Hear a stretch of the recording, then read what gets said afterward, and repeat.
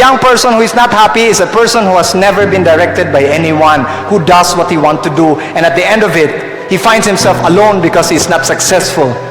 How do you find yourself alone? When you're trying to think that if I do this, I do that, I would have success. But after you go to that place, you feel you're not still successful, and you're alone because you have already compromised everything just for you to get that success, and yet it is not success anyhow. What is the definition of sin? For me, the definition of sin is anything that missed its own purpose. If you miss the purpose, God's purpose, you miss it, and it is sin. And God wants you to go back to your own purpose, amen, for which He has actually created you. And just follow what God wants you to do, and let me tell you, you will not miss the point. Amen. Although you miss the point, you go back to the point. Amen. I call it diversion road, so that you can go back. You can go back. Righteousness is undeserved. It is freely given by God. It is free. Amen. It is undeserved, unearned. It is not merited for ourselves. It is merited to Jesus Christ alone. Unearned, undeserved, unmerited.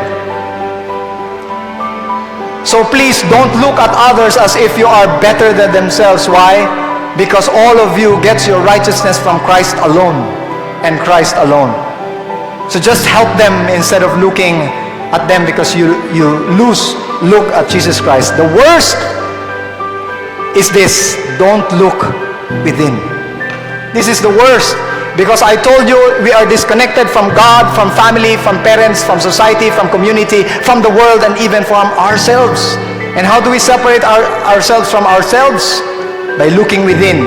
And very discouraging idea. 1 John chapter 3 verse 20 says, "For if our heart condemn us,